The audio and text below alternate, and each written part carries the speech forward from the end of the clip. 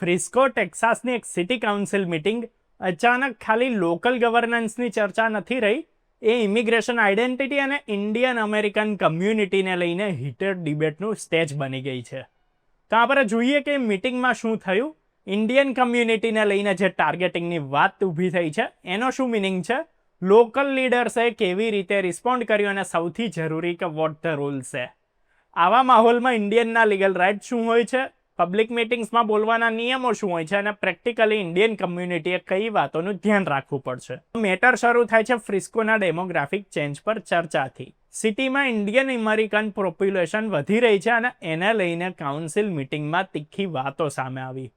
Reports પ્રમાણે social media પર કેટલાક ઇન્ફ્લુએન્સર્સે રેસિડન્ટ્સને મોબિલાઇઝ કર્યા એવું કહીને કે નેબરહુડની આઇડેન્ટિટી બદલાઈ રહી છે. મિટિંગમાં લોકો મોટી સંખ્યામાં પહોંચ્યા. એમાંથી કેટલાક વિશે એવું કહેવામાં આવ્યું કે ફ્રિસ્કોના રેસિડેન્ટ નહોતા. આ ડિબેટ ખાલી લોકલ પ્લાનિંગની નથી રહી પણ કલ્ચરલ ટેન્શનની જેમ દેખાવા લાગી. મિટિંગ પછી કમ્યુનિટી ચેનલ્સ પર સ્ટ્રોંગ રિએક્શન્સ આવ્યા અને કેટલાય લોકલ વોઇસીસે ઇન્ડિયન કમ્યુનિટીને ટાર્ગેટ કરવાની નીતિની ટીકા કરી. હવે આખા ઇન્સિડન્ટનો ટાઈમિંગ પણ ચર્ચામાં રહ્યો. મિટિંગ એ જાહેરાતોના કેટલાક જ દિવસ પછી થઈ, જેમાં ટેક્સાસ લીડરશિપે H1B હાયરિંગ પર સ્ટેટ એજન્સીસ અને યુનિવર્સિટીઝના લેવલ પર ફ્રીઝની વાત કીધેલી અને કેટલાક ફર્મ્સની તપાસની જાહેરાત થઈ હતી. આ બ્રોડર ઇમિગ્રેશન ડિબેટનું બેકડ્રોપ બન્યું, જેના લોકલ ડિસ્કશનને વધારે ગરમ કરી દીધી. ધ્યાન આપવાની વાત એ છે કે લોકલ સિટી મિટિંગનો સ્કોપ ગવર્નન્સ અને સિવિક ઇસ્યુઝ સુધી લિમિટેડ હોય છે, પણ નેશનલ ઇમિગ્રેશન ડિસ્કોર્સ મોટે ભાગે આવી મિટિંગ્સની ટોનને ઇમ્પેક્ટ કરી દે છે. હવે લીડરશિપ રિસ્પોન્સ સમજવું જરૂરી છે.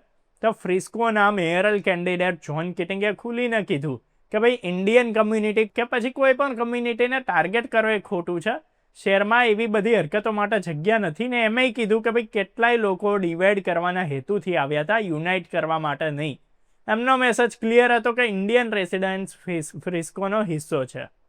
એમની પ્રેઝન્સ, કલ્ચર અને કન્ટ્રીબ્યુશન સિટીને બહુ મજબૂત બનાવે છે. આ પ્રકારના પબ્લિક સ્ટેટમેન્ટ્સ સિવિક એશ્યોરન્સ માટેનું કામ કરે છે અને એ બતાવે છે કે ભાઈ લીડરશિપ ઇન્ક્લુઝનની લાઇન ઉપર છે. હવે આવીએ સૌથી ઇમ્પોર્ટન્ટ હિસ્સા પર કે વોટ ધ રૂલ્સ છે. તો યુએસમાં local council meetings public participation માટે ખુલ્લી હોય છે. ફર્સ્ટ અમેન્ડમેન્ટ હેઠળ સ્પીચની આઝાદી પણ છે, પણ હેરેસમેન્ટ, થ્રેટ્સ કે ડિસ્ક્રિમિનેટરી કન્ડક્ટની પરમિશન નથી હોતી.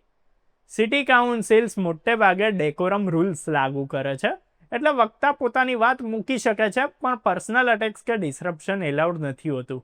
જો કોઈ વ્યક્તિ કે કમ્યુનિટીને ટાર્ગેટ કરતા હોસ્ટાઇલ કન્ડક્ટ કરે છે તો પ્રિસાઇડિંગ ઓથોરિટી એને રોકી શકે છે કે મીટિંગ રૂલ્સ લાગુ કરી શકે છે. ઇન્ડિયન અમેરિકન રેસિડન્ટ્સ બાકી બધા રેસિડન્ટ્સની જેમ ઇક્વલ પ્રોટેક્શન અને સિવિક પાર્ટિસિપેશનના અધિકાર રાખે છે. એક બીજો મહત્વનો પાસો છે રેસિડેન્સી અને પાર્ટિસિપેશન. પબ્લિક મિટિંગ્સમાં બોલવા માટે રૂલ સિટી ટુ સિટી અલગ હોઈ શકે છે. કેટલીય જગ્યાએ નોન રેસિડન્ટ્સ પણ કમેન્ટ કરી શકતા હોય છે, પણ પોલિસી ડિસિઝન્સ રેસિડન્ટ્સના હિતોને જ પ્રાથમિકતા આપે છે. એટલે ઇન્ડિયન રેસિડન્ટ્સ માટે લોકલ સિવિક પ્રોસેસમાં રજિસ્ટર્ડ પાર્ટિસિપેશન, રિટર્ન સબમિશન્સ અને ઓર્ગેનાઇઝ રિપ્રેઝન્ટેશન જેવા પ્રેક્ટિકલ રસ્તા છે કે જેનાથી નેરેટિવ બેલેન્સ રહે છે. તો આ મુદ્દે તમારો શું ઓપિનિયન છે કમેન્ટ કરીને જણાવો. વિડીયો પસંદ આવ્યો તો લાઇક કરો, શેર કરો અને જોતા રહો, ફોલો કરો, સબસ્ક્રાઇબ કરો અર્બન ગુજરાતી.